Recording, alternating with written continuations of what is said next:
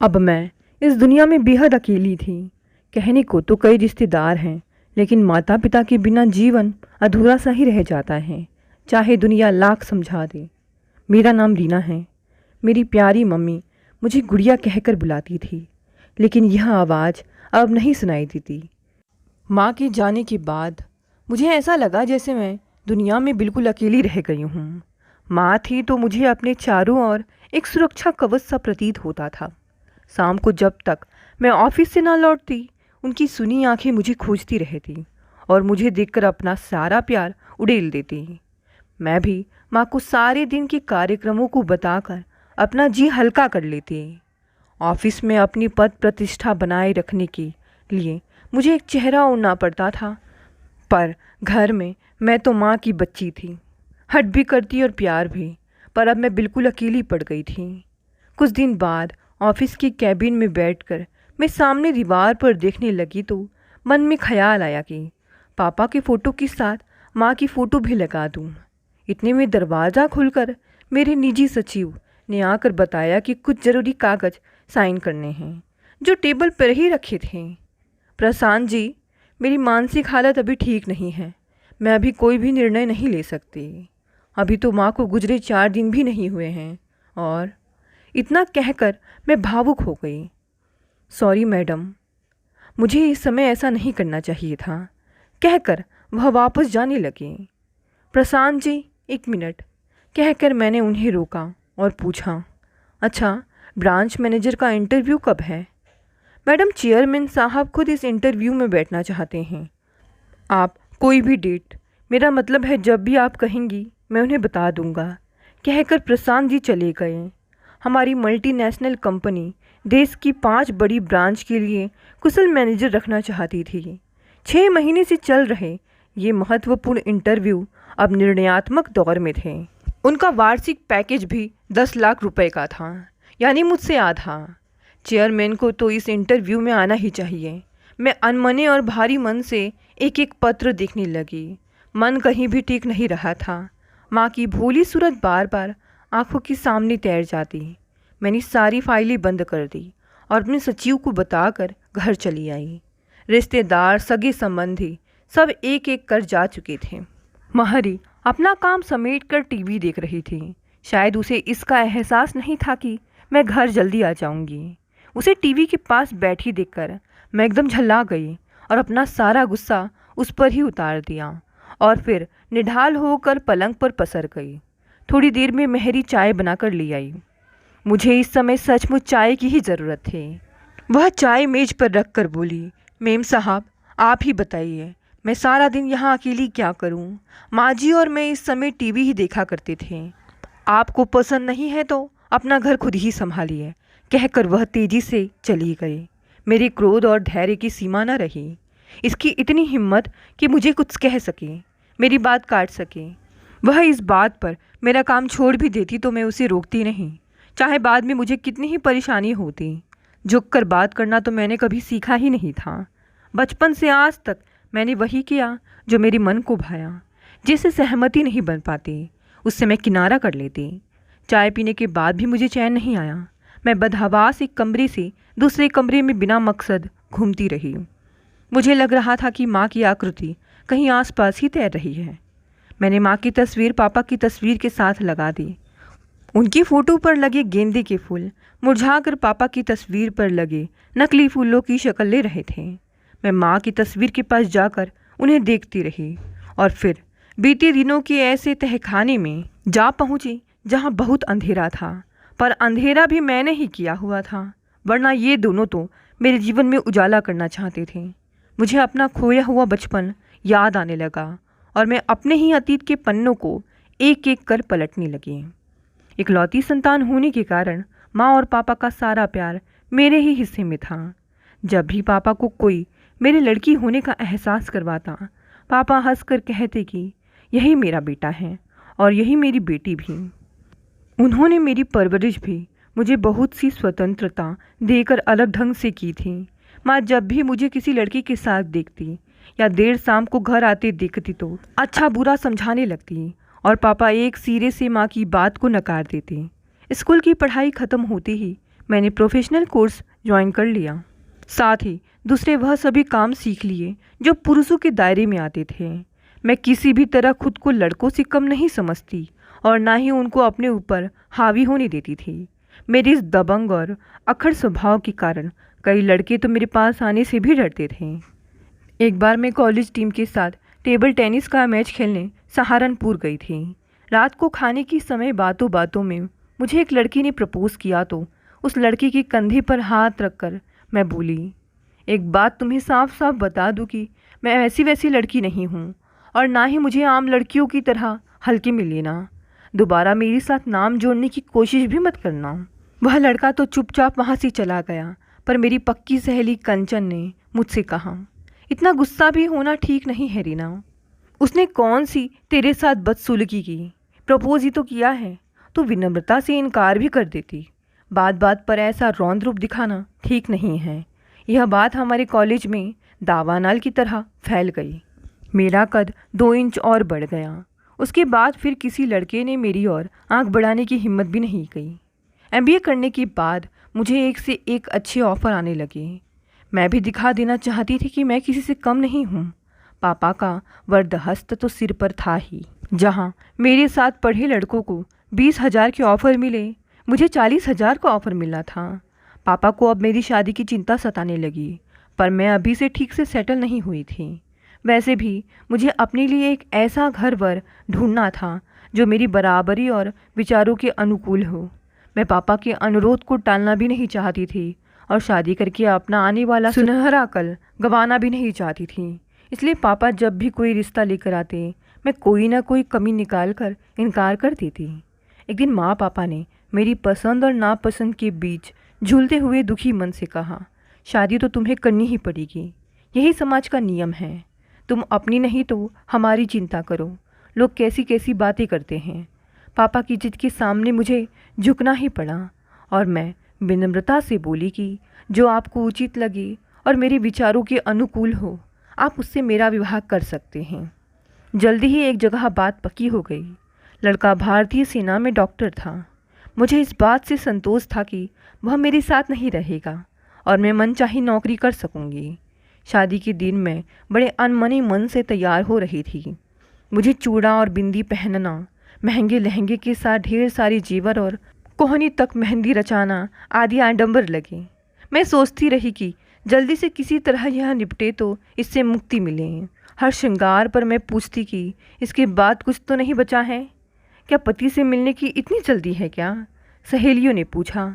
कोई और अवसर होता तो मैं कभी का उन्हें भगा चुकी होती, पर यह सामाजिक व्यवस्था थी, उस पर माँ पापा की इच्छा का भी ख्याल था। जितनी देर होती रही मेरा धैर्य चुकता रहा। उसी समय बारात आ गई। मेरी सहेलियाँ बारात देखने चली गई और मैं अकेले कमरे में बैठी थी। तभी मेरे पास वाले कमरे से पापा की आवाज़ आई, भाई साहब, हमसे जो बन पड़ा है हमने किया, कोई कमी रह गई हो तो हमें माफ़ कर दीजिए। मैंने देखा पापा हाथ जोड़कर विनती कर रहे थे। कार का इंतज़ाम इतनी जल्दी नहीं हो पाया, वरना उसी में बिठाकर बेटी को विदा करता। कार की तो कोई बात नहीं भाई साहब, बस अपनी बेटी के महंगे गहने शादी के फ़ौरन बाद ही उतरवा दीजिए। इतना सुनना था कि मेरे तीवर चढ़ गए। क्या मैं इतनी कमज़ोर और अनपढ़ हूँ कि पापा को इतना कुछ देना पड़ रहा है? मैंने वहीं पर तहलका मचा दिया कि इन दहेज के लालची लोगों के घर मैं नहीं जाऊंगी। चारों तरफ एक अफरा तफरी का माहौल खड़ा हो गया। लड़के वालों को लोग अर्थपूर्ण नज़रों से देखने लगे। पापा ने मुझे एक तरफ ले जाकर समझाने की कोशिश की। बेटी, बात इतनी ना बढ़ाओ कि संभालनी मुश्किल हो जाए। वे बोले, लड़की की शादी में समाज और बिरादरी के भी कुछ नियम हैं। तुम क्या जानो कि क्या कुछ करना पड़ता है। बेटी पैदा होते ही अपना पिंजरा साथ लेकर आती है। इसमें लड़के वालों की कोई गलती नहीं है। इतने में किसी ने पुलिस को खबर भेज दी। फिर क्या था, टीवी चैनल और प्रिंट मीडिया ने मुझे चारों तरफ से घेर लिया। मैंने जो सुना देखा था थोड़ा बढ़ा चढ़ा कर कह दिया। लड़के और उसके घर वाले तो सलाखों के पीछे पहुंच गए और मुझे रातों रात लोग पहचानने लगे। मैं इंटरव्यू पर इंटरव्यू देती रही और वे इसे छापते रहे। उसके बाद तो कई सामाजिक संगठन और समाज सेवी संस्थाएं आकर मुझे मान सम्मान देने के लिए समय मांगती रही। कुछ दिनों में यह बात ठंडी हो गई। पापा ने थाने में कई चक्कर लगाकर उन्हें दहेज के आरोप से मुक्त करवा दिया, पर उन पर लांछन तो लग ही चुका था। पापा उस दिन के बाद अंतर्मुखी हो गए और माँ भी ज़रूरत भर की बातें ही करती। उस हादसे से पापा इतना टूट गए कि दुनिया से उन्होंने नाता ही तोड़ लिया। हाँ, मरने से पहले पापा बता गए थे कि लड़के वालों की तरफ से कोई दहेज की मांग नहीं थी। कार देने का वादा तो मैंने ही किया था और गहने उतरवाने की बात पहले से ही तय थी। देर रात को मेरा इतना श्रृंगार करके होटल में जाना अनचाहे तूफान से बचने का उपाय था, पर तब तक बहुत देर हो चुकी थी। वक्त गुजरता गया और वक्त के साथ साथ मैं ऊंचाइयां छूती गई।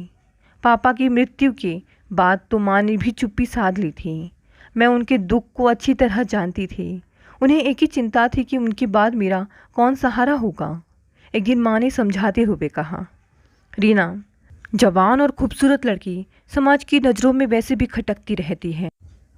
औरत कितनी भी सबल क्यों ना हो, उसे मजबूत सहारे की ज़रूरत पड़ती ही है, जो उसे समाज की बुरी निगाहों से बचा कर रखता है। माँ, छोड़ो भी यह सब बातें। मैं तुम्हें दिखा दूंगी कि मुझे किसी सहारे की तलाश नहीं है। बस समाज को समझाने और टक्कर लेने की हिम्मत होनी चाहिए। कहकर मैं वहाँ से उठ गई थी। माँ के कहे शब्द दिमाग में कौंधे तो मैं चौंक कर उठ बैठी। माँ पापा का जो रक्षा कवच मेरे चारों ओर था वह अब टूट चुका था। अपना झूठा दम कहाँ दिखाती। घर के सभी काम जो सुनियोजित ढंग से चल रहे थे अब मुझे ही संभालने थे। मुझे इन 4 दिनों में ही अपना अंधकारमय भविष्य नजर आने लगा। रीना की माँ को गुजरे 4-5 दिन हो चुके थे, पर वह आज भी अतीत में विचरण कर रही थी। 15 अगस्त वाले दिन सुबह सुबह मेरी पक्की सहेली कंचन मिलने आ गई। मैं उसे देखते ही उछल पड़ी और बोली, अब आई है तुझे मेरी याद? माँ की अंतिम यात्रा में शामिल होकर तूने समझा सारे फर्ज निभा दिए। नाराज होते हुए वह बोली, मिलूँ कैसे? ऑफिस में तेरा फ़ोन हमेशा व्यस्त रहता है और घर तो तू देर से पहुँचती है। अच्छा, अब बातें ना बना। यह कहकर उसका हाथ पकड़ उसे बिठाते हुए मैं बोली, बता क्या लेगी? कुछ भी बना ले, कंचन बोली। तेरी बड़ी याद आ रही थी, सोचा कि तू आज के दिन तो घर पर ही मिलेगी। और इसी के साथ कंचन पाँव पसार कर बैठ गई। जब तक मैं चाय नाश्ता तैयार करके लाई, कंचन ने मेज पर ढेर सारी पत्र और फोटो बिछा दिए। यह सब क्या है? मैंने मेज के एक कोने पर ट्रे रखते हुए पूछा। बस क्या बताऊँ रीना, आंटी ने मरने से कुछ दिन पहले मुझे बुलाया और तेरे लिए पुनः घर वर खोजने को कहा था। शायद उनसे तेरी बात हुई होगी। यह उसी विज्ञापन के पत्र हैं। बात तो हुई थी, मैंने तो वैसे ही उनका मन रखने के लिए कह दिया था, पर मुझे क्या पता था कि माँ सचमुच मेरे विवाह के लिए इतनी सीरियस हैं। शायद उन्हें अपने जाने का एहसास हो गया था। कहकर मैं बिलखने लगी। रीना, जमाना अभी भी वही है और समाज आज भी पुरुषों का ही है, बस उनका ही चलता है। तुम नए सिरे से मनुस्मृति लिखने की कोशिश मत करो। रहना तुम्हें भी इसी समाज में है। तुम चाहे कितनी भी ऊंचाइयां छू लो, रहोगी तुम औरत ही। स्त्रियों योचित मर्यादा, गुण, स्वभाव, शर्म तुझे भी अपनाने होंगे। कहकर कंचन चुप हो गई। मैं इस बहस को ज़्यादा तुल नहीं देना चाहती थी और उत्सुकतावश एक एक करके पत्र और फोटो देखने लगी। बस यही सब रह गए हैं अब मेरे लिए। मैं कुछ लोगों का विवरण पढ़ते हुए बोली। कोई विधुर 2 बच्चों का बाप है तो कोई तलाकशुदा, किसी का बच्चा विदेश में है तो कोई विकलांग, 1-2 को छोड़कर बाकी मुझसे आधी तनख्वाह भी नहीं पाते। मैडम, अब तुम्हारे लिए कोई 20 वर्ष का नौजवान तो मिलेगा नहीं, मिलेगा तो आदमी ही। तुम्हारी उम्र 40 के आसपास है। अब इस उम्र में अपनी वंशवृद्धि के लिए तो विवाह नहीं करेगा ना, और ना ही तुम सक्षम हो। और कोई इस उम्र तक तुम्हारे लिए भी नहीं बैठा होगा। अब तो वही होगा जो उम्र के इस पड़ाव में साथ चाहता होगा। तेरा मतलब है कि मैं उसकी केयर टेकर बनकर उसका साथ दूं। कहकर मैंने कंचन की ओर देखा और बोली, इससे तो शादी ना करना ही अच्छा है। मुझसे अपने व्यक्तित्व का अपमान बर्दाश्त नहीं हुआ। कंचन मेरी तरफ देखकर बोली, तब भी तुम्हें यही गरूर था और आज है। आज तो फिर भी तुम्हारे पास 10-12 रिश्ते हैं और देर करोगी तो 50 साल का ही मिलेगा। जवानी का सारा सुख तो तुमने दांव पर लगा लिया। मातृत्व सुख क्या होता है तुम्हें एहसास ही नहीं। जिम्मेदारियों से मुक्त होना चाहती हो ना? अब कोई जिम्मेदारी नहीं मिलेगी सिवाय इसके कि उसका हाथ पकड़कर तुम सड़क पार कराओगी। चाय खत्म करते हुए कंचन ने कहना जारी रखा। शायद इसीलिए पुराने लोग जल्द से जल्द बच्चों की शादी कर दिया करते थे। लड़की आसानी से उस परिवार में ढल जाती थी। एक दूसरे के साथ रहते रहते प्रेम, तकरार, संवेदनाओं और भावनाओं का एहसास होता रहता था। एक बार फिर से सोच लो तुम, यह जो कुछ तुमने कमा कर जोड़ा है ना, उसका सुख दूसरे ही भोगेंगे। पर इतना याद रखना, इस तपते रेगिस्तान में चलना तुम्हें अकेला ही पड़ेगा। बात कड़वी थी पर थी सच। मुझे कंचन की सरल भाषा में कही गई बातों ने सोचने पर मजबूर कर दिया। मैं अपने अंधेरे भविष्य को देखकर एकदम घबरा गई। अच्छा, अब मैं चलती हूँ। घर पर बच्चे इंतज़ार करते रहे होंगे। बस इतना बता दो कि तुम शादी करना चाहती हो या नहीं, ताकि मैं इस बारे में आगे सोच सकूं। आंटी मुझे यह काम सौंप गई थी, इसलिए मैं तुझे समझाने चली आई। माँ की इच्छा और कंचन के तर्क के आगे मैं एकदम बौनी पड़ गई और मैंने उसकी बात मान ली। जाते जाते कंचन बोल गई, देखो तुम दिन भर बैठकर फिर से सारे पत्र पढ़ लो। समझ में आता है तो ठीक है, नहीं तो नया विज्ञापन दे देती हूँ। मैं शाम को आती हूँ, फिर पता नहीं तुम्हें कब फुर्सत मिले। शाम को कंचन के आने से पहले मैंने सारे पत्र पढ़े। जैसा वर मुझे चाहिए था उनमें से वैसा कोई न मिला। मैं विरोधाभास के समुद्र में तैरती रही। माँ पापा की इच्छा का ध्यान रखते हुए मैंने 2-3 बायोडाटा अलग रख दिए। ठीक 6 बजे कंचन आ गई। अपने साथ आए एक व्यक्ति का परिचय करवाते हुए बोली, यह पंकज शर्मा है। यह मेरे परिचित भी हैं और मैरिज काउंसलर भी हैं। मैंने सोचा इन्हें साथ लेती चलूँ ताकि तुम्हारे मन की कोई शंका हो तो निवारण कर लोगी। उनके लिए झट से शरबत बनाकर मैं वहीं पास ही बैठ गई। रीना, मैंने इनको तुम्हारे बारे में सब कुछ बता दिया है। अब तुम बिना झिझक इनसे बात कर सकती हो। कंचन मुझे देखते हुए बोली, उनमें से कोई तुम्हें पसंद आया क्या? मैंने अपने चुने हुए पेपर उनके सामने रख दिए। पंकज जी ने पेपर्स देखते हुए पूछा, मैम क्या आप साफ साफ बता सकती हैं कि आप अब शादी क्यों करना चाहती हैं? यह कैसा बेहुदा सवाल है, मैंने चिढ़कर कहा। मेरी आवाज़ में रोष स्पष्ट था। यही तो अहम प्रश्न है रीना। उनकी अनुभवी नज़रों ने मुझे चीर कर रख दिया। शायद इसीलिए कि माँ चाहती थी या समाज मुझे भेद भरी नज़रों से ना देखे, इसीलिए या शायद मुझे सहारे की ज़रूरत हो। मैंने अपने आप से प्रश्न किया। मैं मन ही मन उचित शब्दों को तलाशती रही। फिर बोली, मुझे लगता है मैं बहुत अकेली जी ली। अब कदम जिस उम्र की ओर बढ़ रहे हैं, शायद मैं अकेली ना चल सकूं। मैंने एक एक अक्षर पर जोर देकर कहा, तो वह व्यक्ति भी आपके स्टेटस का होना चाहिए। प्रश्न जितना सरल था, समाधान उतना ही कठिन। मैंने कंचन की तरफ देखकर कहा, मुझे लगता है यह अब संभव नहीं हो पाएगा। उम्र, जाति, बंधन, स्टेटस, धन या ऐश्वर्य की अब मुझे कोई चाहत नहीं है। व्यक्ति कैसा भी हो, बस मेरी भावनाओं को समझने वाला और सहारा देने वाला होना चाहिए। एक बार मैंने शादी की उम्र में शादी क्या तोड़ दी, मुझे ग्रहण लग गया है। कभी पापा का सहारा तो कभी माँ की गोद, और एक एक करके सभी संबंध टूटते चले गए। आज मैं बिल्कुल अकेली खड़ी हूँ, कहकर मैं सुबकने लगी। मेरा सारा दुख आंखों की रास्ते बाहर निकल गया। हमारे बीच एक गहरी चुप्पी छा गई। रीना, कंचन ने मेरे पास आकर मेरे गाल थपथपाए और कहने लगी, पंकज वही व्यक्ति है जिसकी शादी बरसों पहले तुमसे हो रही थी। तुम्हारे झूठे लांछन की वजह से ना इनकी शादी हो पाई और ना तुमने ही की। मैंने तुमसे झूठ बोला कि यह मेरे जानने वाले हैं।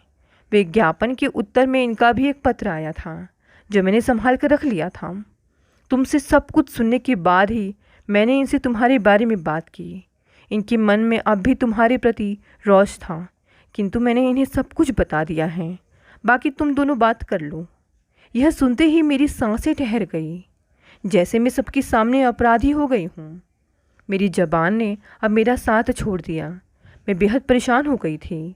अपने पर काबू पाने में मुझे कुछ समय लगा। फिर मैं बोली, मुझ में अब इतनी हिम्मत नहीं है कि इनसे नज़र भी मिला सकूं। पहले ही मैंने इनका जीवन बर्बाद कर दिया। मुझे जब तक इनके बारे में पता चला बहुत देर हो चुकी थी। यदि यह मुझे स्वीकार कर ले तो इनका मुझ पर बड़ा एहसान होगा। मैं वादा करती हूँ कि ताउम्र इनकी हमराही बनकर इनकी सेवा करूँगी। बस यही सिर्फ एक बार मुझे माफ़ कर दें। क्या तुम मेरे लिए नौकरी छोड़ सकती हो? पंकज जी ने पूछा। हाँ, आपकी खुशी के लिए मैं अभी इस्तीफ़ा भेज सकती हूँ। बस मुझे एक बार प्रायश्चित करने का अवसर दीजिए, कहकर मैं रोने लगी। मेरा कंठ एकदम अवरुद्ध हो गया। मैं उनके पैरों पर गिर पड़ी। पंकज ने मुझे उठाकर अपने सीने से लगा लिया और बोले, मैं तुम्हें ना तो नौकरी छोड़ने के लिए कहूँगा और ना ही कुछ ऐसा कहूँगा जो तुम्हारी इच्छाओं के विरुद्ध हो।